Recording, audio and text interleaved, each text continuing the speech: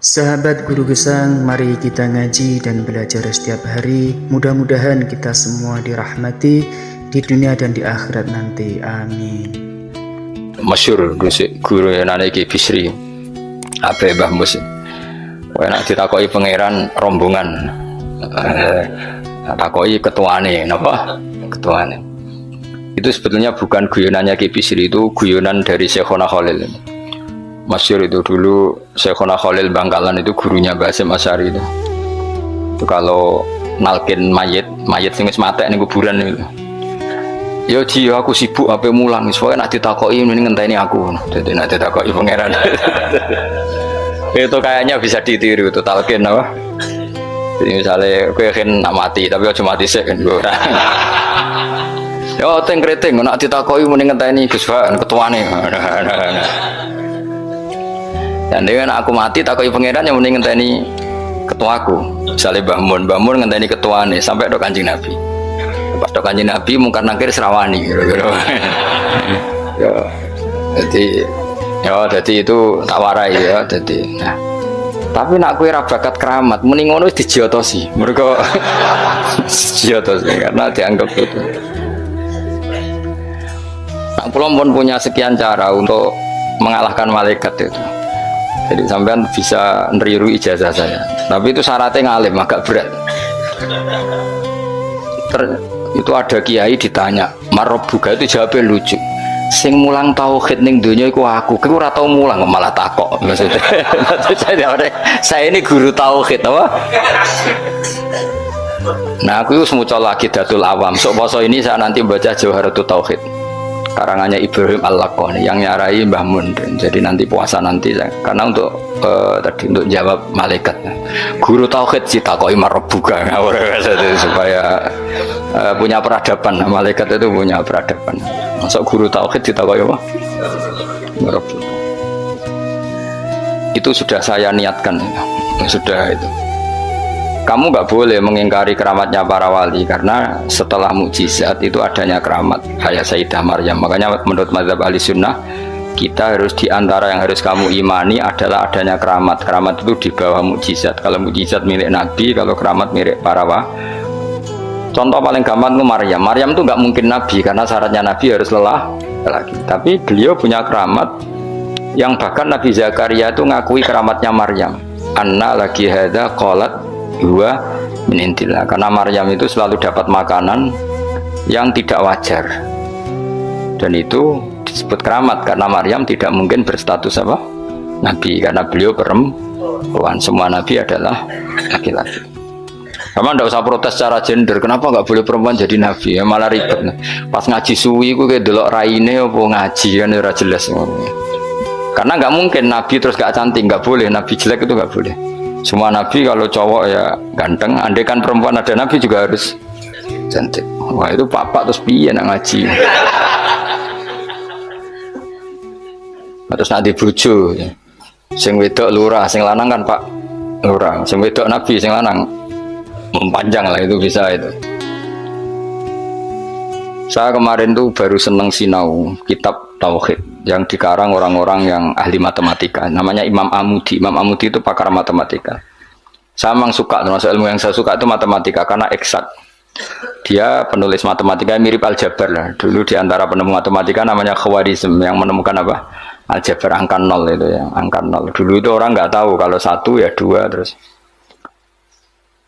Imam Amudi ketika di depan Mungkar Nakir beberapa malaikat penguji itu Allah manggil gini kan, orang itu sukanya ngarang usul fikih sama matematika sampai muridnya curiga ini masuk surga enggak guru saya itu karena nggak pernah ngajar tasawuf, nggak pernah torekoan, nggak tahu mujahadan gitu, semuanya dia itu. Kalau saya mlebu swarga kan wis pantes mulangi tafsir kan mosok guru tafsir mlebu neraka kaya ora pantes itu lho. Nah muridnya pantas guru itu kaya ora pantes. Mosok guru tafsir apa? Ya nak mungkinnya mungkin, tapi kayaknya enggak lah. Maksudnya itu kalau sama-sama mungkin yang bus warga juga mungkin. Ngapain milih mungkin yang rokok orang pegawaian tapi muridnya juga bisa ya ora pantes lah, pun rokok ora pantes. Wah terus cilik hati gitu. Tapi luwih ra pantes iku gurune. Ternyata Allah itu suka dan ini menurut saya sesuai hadis-hadis sahih meskipun tidak kontak ini. Saya ulang lagi. Allah itu lebih bangga dengan kita ketimbang dengan malaikat. Karena malaikat itu ada normalnya ya. Masyhur itu kata Allah, saya ini bangga dengan hamba-hamba saya. Terus kata malaikat dengan kita ya Allah karena iman kita ini orisinil melihat engkau langsung ndak. Bangunnya kira iman nang ning ngarepku, kowe roh kekuatanku, roh aras, roh kursi, roh alam malakut, alam jabarut. Lalu siapa? Ya para nabi. Ya nabi tentu hebat, wong dia dapat wahyu dari saya. Tapi yaitu orang-orang yang nggak jelas kayak sampean ini, orang-orang yang nggak jelas. Tapi iman sama saya, padahal ya nggak ngerti saya. Kok sampean kan ngerti Allah ya orang, ngerti nabi ya orang, ngerti swarga ya orang, ngerti neraka orang. Tapi wedine neraka iku nganti nangis, ya Allah, jangan sampai saya masuk neraka. Guayane iku koyo paham. Jadi ini yang dibanggakan Allah. Kalau malaikat sama nabi itu kan normal. Ya tentu Allah sangat bangga karena tapi kan ada unsur normalnya, Pak. Nah, tapi ada orang yang cara melihat Allah itu dengan ilmu matematika. Imam Amudi itu akhirnya dipanggil Allah ketika muridnya mimpi itu. Lalu engkau di mana guru? Allah perlakuan kepada engkau gimana? Penggaweannya mau ngomong matematika. Jadi dia itu guru matematika. Tapi mulang usul fikih. Tapi dulu guru itu nggak digaji, terus nggak PNS, nggak ya guru saja, ikhlas ya. Karena nggak ingin umatnya Nabi bodoh. Nah, gue kan nggak ingin kamu miskin terus mulang karena. Jadi itu beda sekali. Jadi dulu itu di mana-mana dulu guru ora rido nak umat Kanjeng Nabi bodoh. Kayak kula niki guru tenan, ora rido nak umat Nabi bodoh. Nah, kowe kan gak mulang mergo ora rido nak kowe miskin. Akhirnya golek sing gaji, nak gajine kurang ya pindah. Soale iku ora guru iku. Iku pekerja napa? Tapi ya apik lah timbang nyolong. Ya, tapi ya ndak kelasnya guru. Maksudnya guru itu ya orang yang selalu mengajar itu guru, jadi gaji maupun tidak gaji. Kalau itu profesi apa? Tapi ya baik. Imam Amudi itu ngipi muridnya tuh ngipi itu malaikat dikumpulkan sama Allah. Terus ditanya sama Allah, ya Amudi, kamu kok tahu kalau saya Tuhan dan kalau apa kamu tahu kalau saya satu?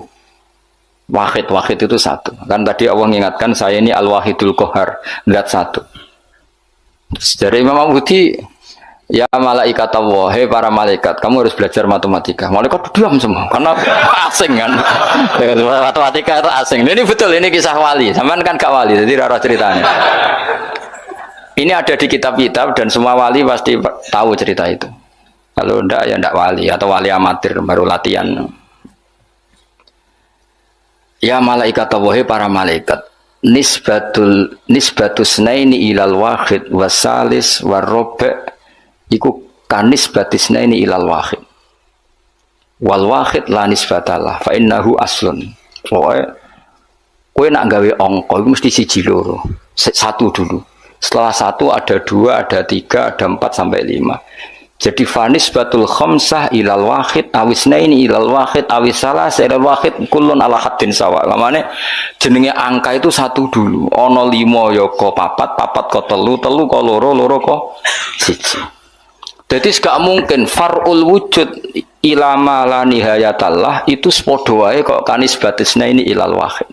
Mbok mau judat tuh jumlah miliatan tetap farul wahid, cabang dari angka 1. Malaikat ora iso jawab kabeh, pinter tenan kowe. Terus awas seneng yo iku jenenge ulamaku, jadi matematika wae dadi tauhid. Akhirnya Allah ngendikan, ngono kok ape mbok takoki marobuka. Olan aku direncana mau usul fikih karangane Imam Amudi. Tanggung nglawan malaikat mau apa sing nglawan malaikat. Nganti ditakoki, aku guru tauhid. Aku lah zaman sekolah teng MGS Madrasah Sarang, Madrasah Babai Lukman. Iku anggaran bocah pelajaran tauhid untuk papat. Wah, iku gak ahli swarga.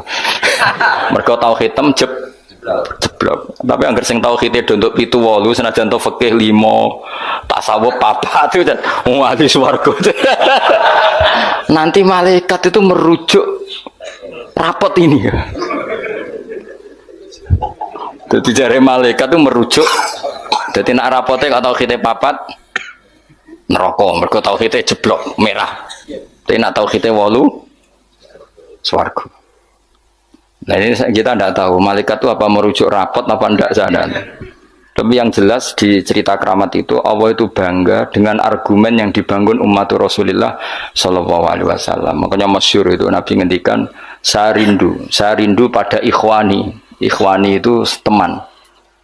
Terus sahabat pada ngendikan alasna ikhwanaka ya Rasulullah. Bukankah kita ini temanmu? Lah dari Nabi antum ashabi, kamu itu sahabat saya. Tapi saya rindu teman-teman saya. Siapa itu ya Rasulullah? Man amana bi walam yaroni. Mereka iman saya padahal tidak melihat saya.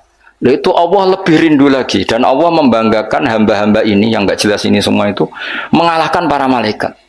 Tentu dalam konteks itu karena malaikat ketika iman kowe wajar iman. Memang kamu tahu saya. Tapi umatnya Muhammad sudah tidak ditunggoni Muhammad, tidak ditunggoni kekasih saya, tapi tetap iman pada saya. Lalu dengan cara apa? Dengan cara akalnya masing.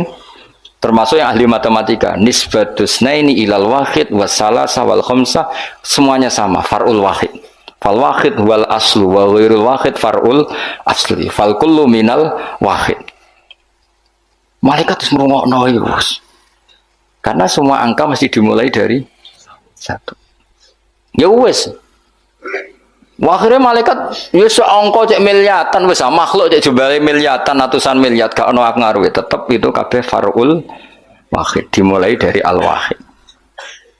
Karena dia ahli matematika, dia berargumentasi dari nisbatul isnen sampai salasah kabeh iku ning nisbate ning siji iku cabange. Maksudnya iku asal usule tetep siji. Mulane banyak ulama anak gawe mbok guyonan mbok tenan tapi ya rodok tenan tapi rodok tenan artinya ya coba imani tapi kudu mbok imani. Iku nak darani Quran dikumpulno ning Fatihah, Fatihah dikumpulno apa ning bismillah, bismillah dikumpulno ning ba.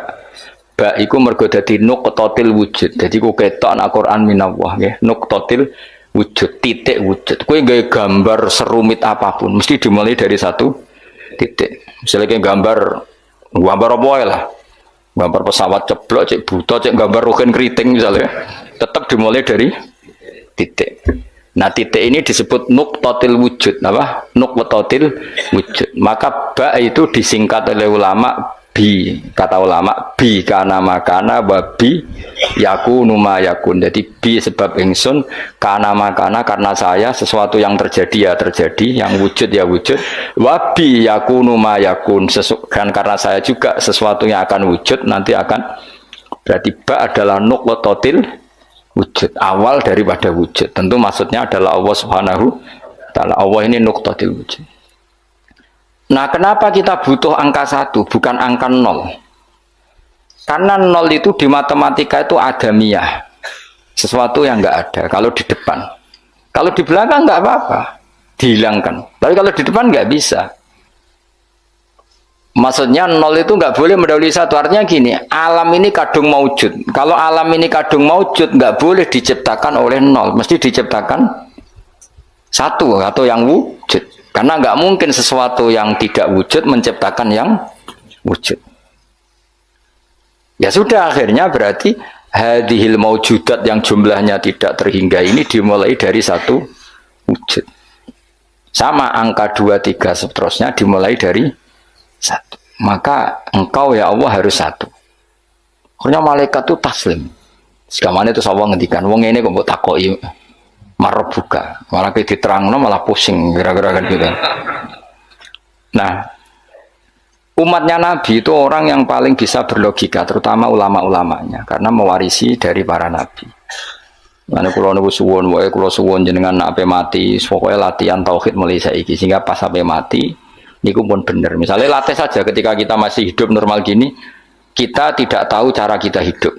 Kita tidak tahu cara bekerjanya oksigen, kita tidak pernah tahu caranya bekerjanya jantung, paru-paru dan sebagainya. Kalau kita pengguna iya, kalau tahu dengan makna tahu iya, tapi tidak dengan makna memulai dan menciptakan. Kadang kita sok tahu, wah sistem jantung gini-gini, maka kalau rusak bisa diring gini-gini. Tapi lagi-lagi pertanyaannya, sistem jantung begini-begini itu dari setelah ada apa kita yang menciptakan? Setelah ada, kita sebetulnya hanya menyaksikan. Nah artinya apa? Zaman kita hidup pun sebetulnya tidak pernah tahu cara hidup kita. Sama setelah kita mati juga nggak tahu caranya kita hidup lagi. Berarti hidup dan mati adalah sama. Ketika kita hidup ya tidak menentukan kehidupan kita, ketika kita mati juga tidak menentukan kematian kita. Semuanya dalam kendali Allah Subhanahu wa Ta'ala. Ya sudah, kalau kita dari nggak ada menjadi ada itu nyata, berarti dari ada menjadi ada lagi pasti juga nyata. Itu disebut iman. Iman itu satu perangkat keyakinan yang berdasar ilmu. Maka saya bayangkan nanti kalau ketemu Allah itu umatnya Nabi itu paling nyaman, terutama sing gelem ngaji. Nah, sing gelem wiridan tok itu masih tidak cukup, sing gelem ngaji. Karena wiridan itu kan kalau tidak ada ngajinya itu kadang melahirkan khayal. Makanya ulama dulu itu nggak boleh muridnya wiridan sebelum ngaji karena ilmu itu dimulai dari nazar. Nazar itu berpikir. Baru bisa menentukan Tuhan. Makanya awal wajib manusia itu kuling zuru madza fis samawati wal ard. Kamu harus berpikir. Setelah berpikir makrifat. Setelah makrifat baru ilmu.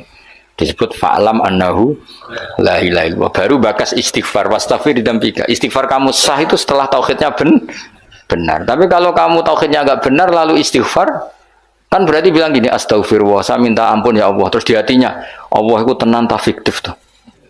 Kan kacau. Setelah kamu istighfar, setelah memastikan Allah adalah wajibil wujud. Jadi tetap semua itu badal ilm. Makanya fa'lam annahu la ilaha illallah baru wastaghfir, baru minta istighfar. Karena istighfar itu tidak sah sebelum benarnya kalimat tauhid yang bil ilmi dengan ilmu. Termasuk tadi tes-tesannya Imam Amudi di depan Allah Subhanahu wa Ta'ala. Kata Allah, Amudi tolong malaikat ajari tauhid yang jalur matematika. Sebagaimana kamu mengajarkan itu di dunia. Terus beliau jawab, ya malaikat Allah nisbatus naini wassalah sawar rofi ilal wahid kada wa kada. Jadi kulun nisbatnya ilal wahid. Bu angka banyak kayak apa nisbatnya pasti ilal wahid. Fal wahid wal aslu, yang pokok adalah satu. Yang lainnya itu akhirnya malaikat yo sungguh yo manduk-manduk sis daripada kon belajar meneh sadok. Sadok sis swarga ribet ya. Aku lan termasuk ulama sing bejo, kula nu seneng matematika. Dan matematika Arab itu menurut saya lebih praktis daripada matematika sing para gabet. Kula nu ora seneng, tapi saya betul loh, saya ini mboten sowan nate lomba mbek umat ahli matematika.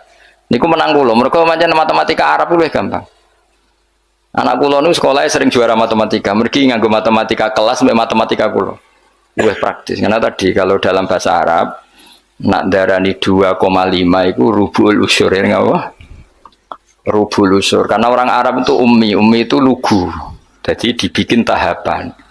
Caranya biar rubul usur 1/4 dari 1/10. Jadi misalnya 1 juta diusurkan dulu berarti 100. Setelah 100 dibagi 4. Namanya berapa? 25. Berarti rubul usur 1/4 dari 1/10. Jadi di 1/10 dulu dari 1 juta. Berarti berapa? 100 bareng 100 1/4-nya berarti 25. Nanti kalau 10 ya gitu. Usurnya 10 berapa? 1. Ya, unsurnya 10 berapa? 1. Ya terus rubuknya dari 1 itu. Berarti seperempat. Nah, terus wong Arab itu senengane difisikkan. Jadi kalau misalnya zakat zuruk kan antara usur dan nisul usur. Kalau kamu bilang kan 1/20 sama 1/10. Ya zakatnya zuro itu kan bisa 1/10 berarti per 100 pintal 10 pintal. Bisa 1/20 berarti berapa? 5 pintal. Kalau orang Arab enggak bilangnya usur berarti per 100 10 berarti namanya apa? Usur. Atau nisul usur berarti berapa? 5 karena usur itu 10 berarti kalau nisul usur 5. Lah 5 dalam matematika modern disebut 1/20, yang 10 dianggap 1/10. Kalau orang Arab enggak usur atau nisful usur. Jadi misalnya 1 juta, usurnya berapa? 100. Separuhnya usur 50. Berarti menurut sampean 50 apa? 1/20, yang 100 1/10. Tapi kalau orang Arab itu karena nggak mau mikir orang Arab, jadi itu justru bagus karena terus dibikin bertahap. Lah nanti kalau masalah yang fisik ya difisikkan, misalnya gini, rungokno kowe ben matematika, sebenarnya iki nggo tes-tesan ngarepe pangeran, dadi sebenarnya misalnya HP ini kan, kita warai matematika, Mustafa jelas ra iso matematika. Roe tasawuf bedene. Wong seneng tasawuf iku gak seneng mikir mesti gitu. Tapi akhir-akhir iki iso, mergo iso ge grup. Ngaku WA ora duwe iki, kula niku semilih donya ora pati roh. Bisa tak songko dekne koncoku akhirat, jebule rong donya, kecewa aku asline. Nah wis ben Gus. Misalnya HP, Mas. HP ini satu kan. Iku mbok pro piro. Kalau orang Arab itu cara berpikir gini, di bab ghanimah itu di pro 5. Berarti HP ini dibayangkan dibagi 5. Nah yang satu bagian ini miliknya Allah dan Rasul. Ketika ini dibagi 5, satu bagian namanya apa? Seperlima. Wa alamu annama ghanimtum min syai'in fa anna lillahi khumusahu. Ya sudah, Nabi dibagi 1/5. Setelah 1/5 ini hilang, diambil Nabi dan Rasul, ya Allah dan Nabi dan Rasul itu, yang sisanya kan 4. Jenenge arba'atul akhmas, 4 dari pro 5. Nah, yang 4 dari pro 5 itu dibagi para yang ikut perang. Wa alamu annama ghanimtum min syai'in fa lillahi khumusahu wa lirrasul wa lil qurba wal yatama wal masakin wa ibnis. Tapi kalau di bab zakat sesuatu itu dianggap 8, ya sudah HP ini langsung dibagi 8. Berarti pembagian persatunya sumun dianggap 1/8. Nanti di bab apa lagi dianggap 6, ya sudah ini dibagi 6. Jadi orang Arab itu cara berpikir lebih gampang. Karena membayangkan sesuatu itu difisikkan. Apa? Cara wong Jawa itu ngene, kowe duwe telo sak karung. Anak 5, ya di pro 5. Nah anak 6 ya di pro 6. Dadi ana wong kok ora iso matematika yo goblok banget asli. Perkarane iku dong, wis iso matematika, Mas. Ya latih ku sampean takon ngetes matematika ning pangeran ben pusing.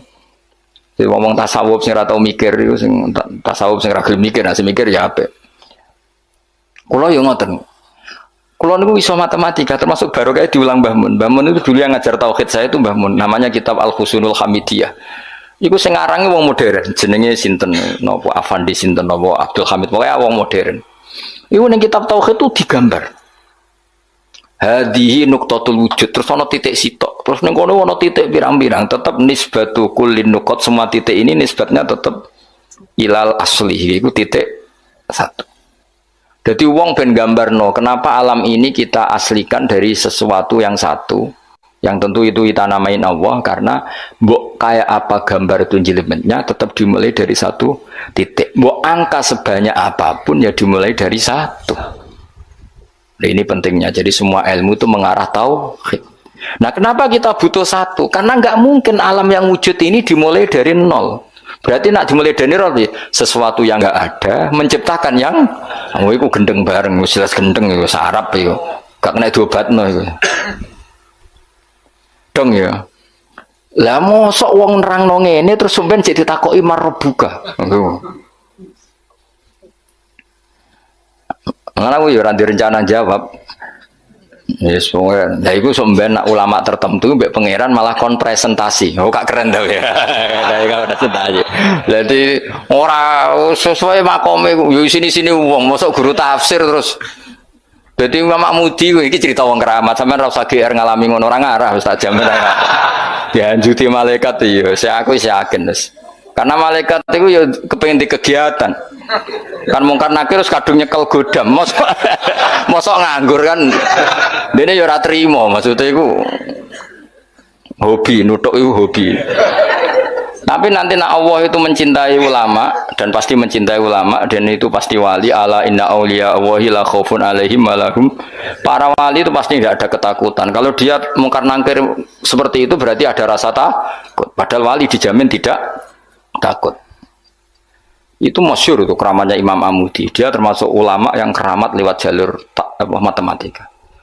Nah Imam Sibawai kan lebih membingungkan malaikat. Ya sama, Imam Sibawai muridnya juga tanya, wong kok amen ngomong nahwu terus itu terus piye? Masyhur, takoki marbuka, malaikate takok ini ku man mausul napa istifham. Wah, patekno wong malaikat kon ngaji alfiyah. Terus ditakoki, marbuka Allah iku zat sing paling a'raful ma'arif. Jadi zat yang harus diketahui itu Allah. Kok nganti ditakokno iku piye? Cerita wali wae lucu lho. Narobi adawiyah malah parah meneh. Marabbuka. Ya Allah, ini hambamu siapa lagi? Zat yang paling saya kenal, yang semua orang harusnya kenal. Malah ini masih tanya siapa. Parah wae, malah parah meneh. Zat sejelas engkau dan engkau zat yang paling jelas. Kemudian masih ada yang tanya engkau ini siapa? Nangis deh, kecewa deh nih. Wong Allah zat sejelas itu masih ada yang apa? Ya lucu tuh. Misalnya ini contoh gampang-gampang. Sing ngaji tafsir Jalalain ini kan mesti ngerah aku kabeh takok. Gus Bah iku sapa? Kan yo lucu. Lah saiki Allah ku zat paling penting ning donya lan ning akhirat. Mergo pemilik alam semesta. Terus ana sing takok Allah iku sapa? Aneh gak? Dong ya maksudnya logikanya. Nangis Rob. Ya Allah, zat sejelas engkau kemudian masih ada yang tanya. Iku cerita wali maksudnya kan arah wali ora pati paham. Lah dadi ya apa meneh nek sing ngritu, wah cerita itu enggak benar. Kowe ora dadi wali sik lagi protes. Engko metu ya aku. Cukup protes sik. Enggak mungkin. Alam iki wae pangeran rawekmu. Kok kowe darani ra mungkin berarti ngilani kekuasaane bocah kok ora dong paham ya. Kowe milih dadi wali apa dadi wong biasa ngadepi pertanyaan marbuka ya. Apa milih latihan wae mau 5 wae. Marbuka Allah, maman nabiyuka Muhammad. Terus pertanyaan ketiga apa? Apa Mas? Ini pinter ya Bang. Piro? Ini mudin ya. Pertanyaan ketiga apa? Marabuka maman nabiyuka Imamu kasih apa kiblatu kasih? Mas. Apa wala-wale oleh ning pertanyaan iki lho. Apa kan sing momen kene? Marabuka Nabi kitab ya? Kitab Abuka. Lho iya bapak penting lho. Cuma untungnya ra kanggo bapakmu ya. Kan kon jawab Nabi Ibrahim. Niku keren. Mulane nek arah Gus ning donya sampeyan ning mungkar nangkir aman. Mau sak dhuwure Gus. Man Abuka Ibrahim. Terus apa nih Mas? Kiblat ya. Bocah kok durung hafal wah bahaya itu. Dihanjuti lho gak malaikat sampeyan. Apa? Nomor berapa? Masa ana dino kowe? Oh, no. Urutane marbuka. Sudah meyakinkan. Kulo niku mboten guyon, njen kulo niati, guys. Memang pertanyaan malaikat itu wajib terjadi, tapi tetap wae kowe kudu yakin bahwa wali-wali itu diperlakukan khusus karena Allah ngendikan ala inna auliya Allahi la khaufun alaihim wa lahum yahzanun lahumul busyra alladzina amanu wa kanu yattaqun lahumul busyra fil hayatid dunya fil akhirah. Sehingga wali itu tidak punya ketakutan baik di dunia maupun di akhirat. Kalau gambaran mungkar nakir seperti itu berarti wali itu punya ketakutan. Maka cerita mungkar nakir seperti itu menghadapi yang umumnya orang mukmin. Ya kan ora kebayang, mosok Kanjeng Nabi takoki wa man nabiyuka. Iku aneh-aneh wae. Ya tentu kan proporsional, tentu Nabi Muhammad gak ngalami itu, para sahabat, para wali yang gak alami. Kalaupun ada ya prosedur. Masyhur itu. Ya jadi ngaji itu harus khatam.